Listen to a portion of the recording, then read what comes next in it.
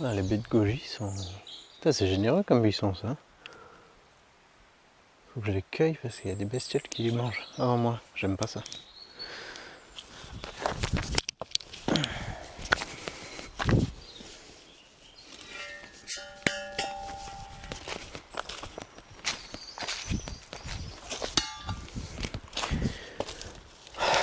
Bonjour tout le monde. Ça y est, depuis 3 mois, on est enfin propriétaire. La banque est propriétaire, vous savez ce que c'est quand c'est à crédit. Mais bon, c'est une première étape qui n'est pas la plus évidente à franchir. Et je vais vous dire comment on a fait pour pouvoir avoir cette maison, cette propriété. Je vais vous donner un peu des détails aussi, pour les plus curieux, les prix, la superficie et tout ça. Puis même pour comparer, c'est intéressant, moi j'avais pas trop de soucis de parler d'argent. Donc on va parler un peu de tout ça et je vais vous expliquer comment, une potentielle solution pour pouvoir acquérir un bien quand on n'a pas encore trouvé grâce aux yeux des banques. Donc il s'agit de cette petite maison derrière, environ 80 mètres carrés. Vous allez me dire, mais comment ça se fait, enfin propriétaire, ça fait déjà plus de 2 ans que tu y habites. Effectivement, mais c'est pas moi qui l'avais acheté. En 2000, là on est 2022, c'était en 2000... en janvier 2020, je crois qu'on avait signé. Et à cette période-là, j'avais tout simplement pas les revenus suffisants pour obtenir un crédit, même sur 25 ans. Et c'était avant que les taux augmentent comme ils ont fait en 2022. Là où je vous parle maintenant, on est début novembre 2022.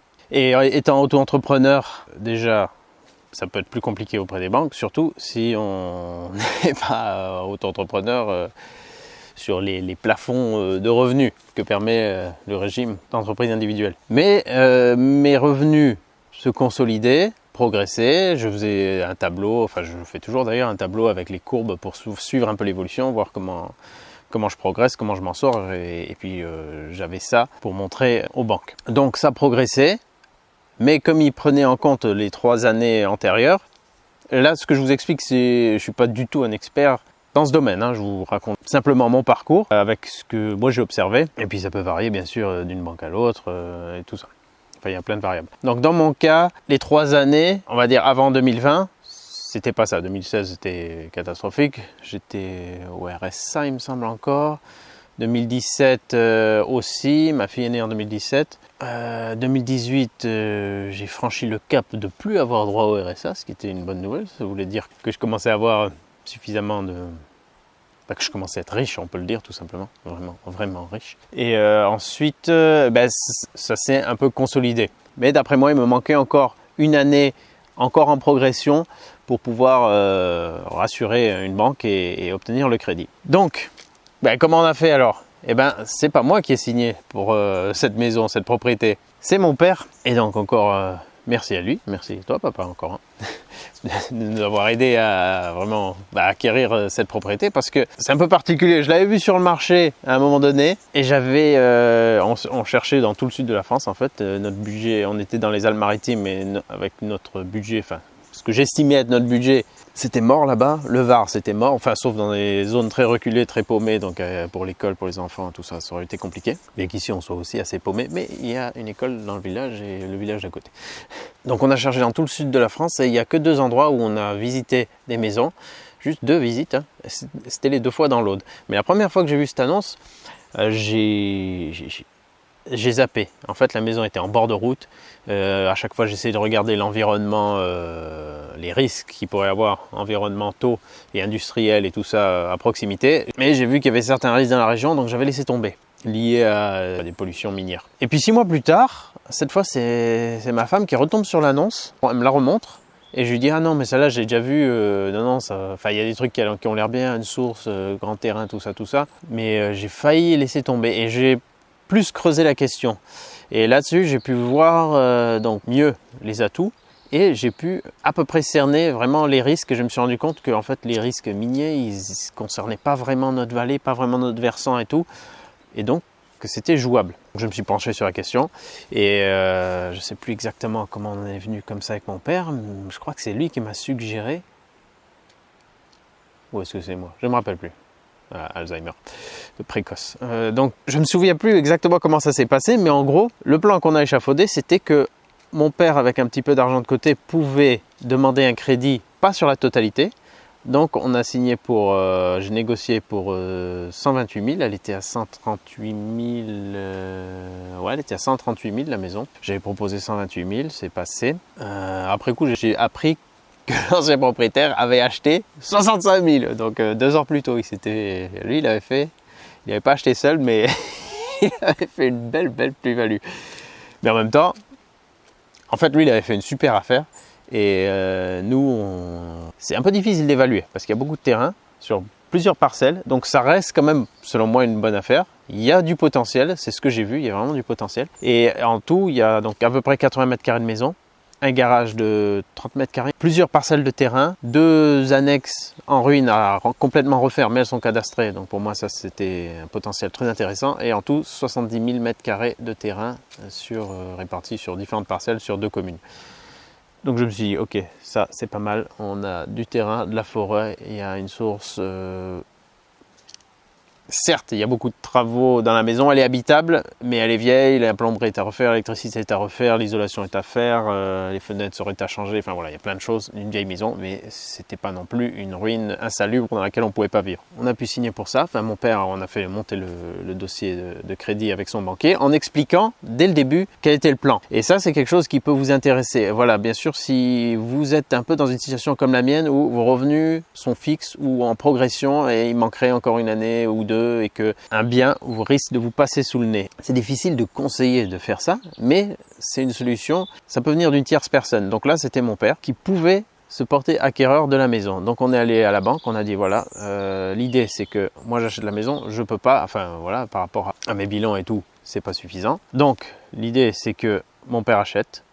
Après ça c'est variable, hein, selon la capacité de la personne avec qui vous pourriez faire cette opération, s'il peut avoir un crédit sur la totalité ou partiellement, ça sera variable, mais ça bien sûr ça joue aussi sur l'âge de la personne et sa santé physique et mentale qui va permettre plus ou moins de débloquer un crédit, sur quelle durée et tout ça. Il avait pu obtenir sur 15 ans. Bien sûr, pour lui, l'assurance était plus chère puisqu'il était plus âgé que moi, donc forcément les assurances sont plus chères. Mais l'idée c'était ça, c'est qu'il puisse acquérir la maison et que moi ensuite, je lui paye un loyer qui ferait office de remboursement du crédit. Donc au lieu de rembourser une banque, je commençais à rembourser mon père qui lui avait pris le crédit. Et l'idée c'était dès que mes finances étaient suffisamment consolidées sur la durée pour avoir moi-même le crédit, je lui rachète la maison. Donc dans l'opération, je savais que j'allais être perdant sur les frais de notaire, puisque j'allais les payer 2 fois. C'est con, mais je vois pas comment j'aurais pu faire autrement. Enfin si, il y aurait pu avoir d'autres montages d'SCI ou des avances sur héritage, des trucs comme ça, mais je voulais faire de mon côté avec mes connaissances et sans vouloir trop me prendre la tête, et que ça me paraissait déjà assez compliqué comme ça, et que j'avais pas l'esprit à creuser plus loin. Je me suis dit tant pis, ça fait partie du jeu, je vais avoir 2 fois les frais. La deuxième fois un peu moindre, puisque j'aurais déjà commencé à racheter une partie de la maison. Donc sur 2 ans, j'ai payé 600 € par mois. Ça faisait voilà, à peu près 15 000 € que j'avais déjà remboursé auprès de mon père. Donc en plus, avec moins de pression, admettons si j'avais eu un mois plus difficile ou pas, ben voilà, c'était mon père, donc il pouvait être un peu plus souple. Ça dépend de vos parents aussi. Et on a pu faire comme ça. Et en 2022, j'ai renvoyé les nouvelles déclarations d'impôt au banquier. On a pu réévaluer un crédit, cette fois à mon nom complètement. Et donc là, j'ai pu racheter la maison à mon père sur 18 ans à un taux de 1,63. Ce qui était bien moins bon qu'il y a eu aussi des trucs qui ont ralenti en cours de route. Le notaire s'était pas bien compris avec le banquier, etc. Enfin voilà, il y a eu des cafouillages qui ont fait perdre quelques mois. Donc on aurait pu boucler le dossier plus tôt. Et j'aurais pu bénéficier des taux beaucoup plus bas de fin 2021. Et heureusement, ça s'est fait assez tôt 2022, la finalisation du financement. Voilà, on a pu avoir 1,63 et je vois maintenant les taux comme ils ont encore grimpé. Donc voilà, on va dire on s'en sort pas trop mal. Et surtout, on a pu acquérir le bien avec un glissement de 2 ans qui m'a certes fait payer 2 fois des frais de notaire, mais que sinon, voilà, on n'aurait pas pu avoir ce lieu. Donc soulagé d'être enfin propriétaire. Et je voulais partager ça avec vous parce que ça peut...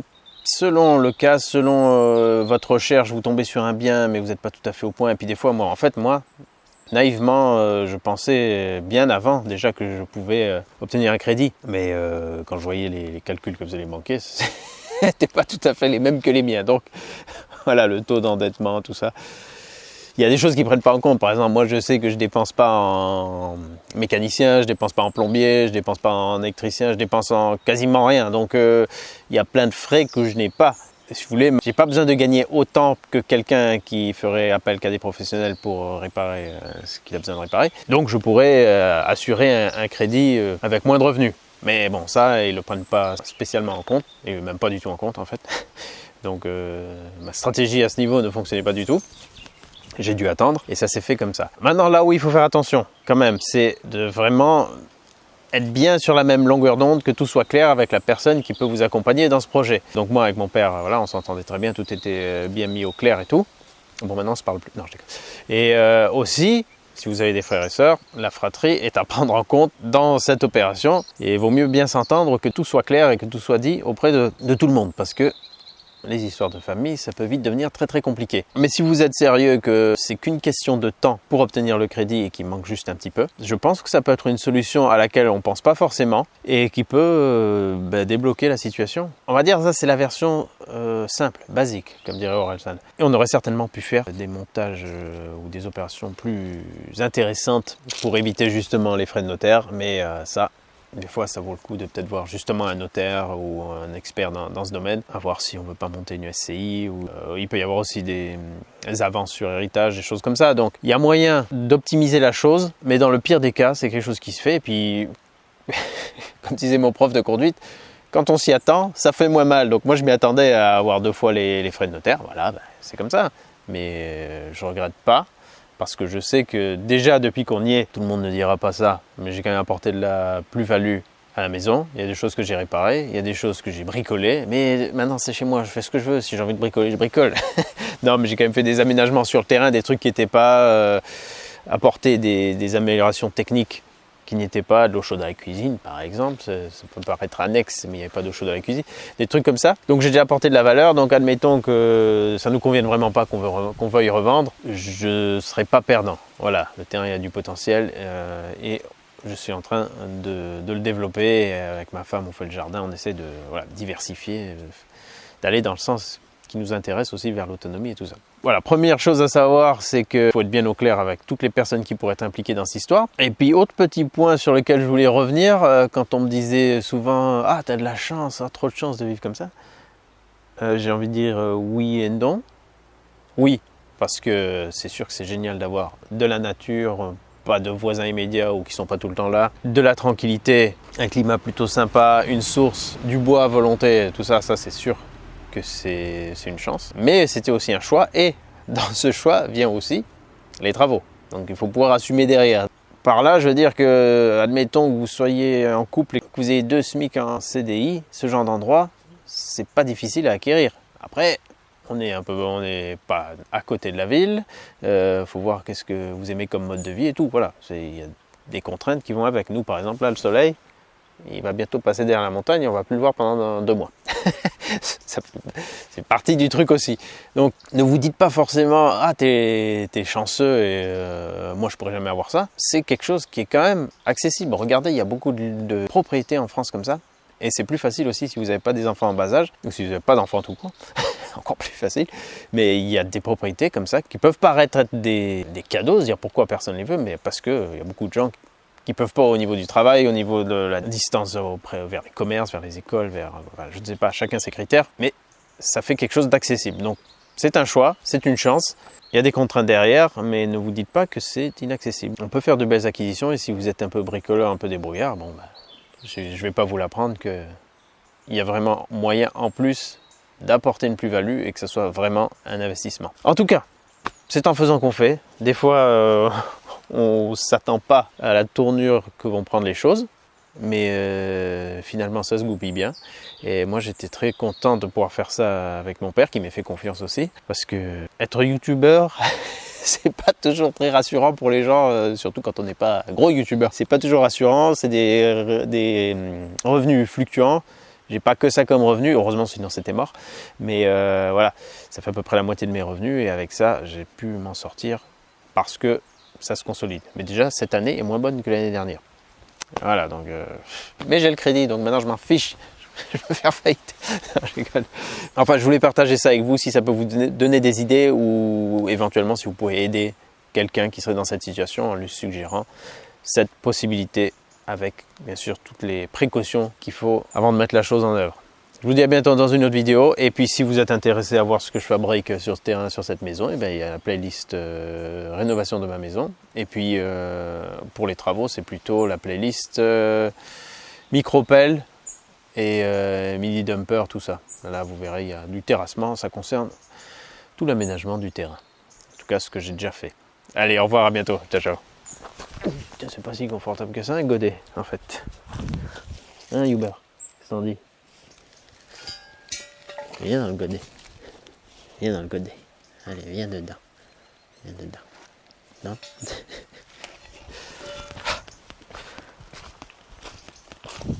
Hop. Ah, je vais récolter ça. Ouais. Et profiter du soleil avant qu'il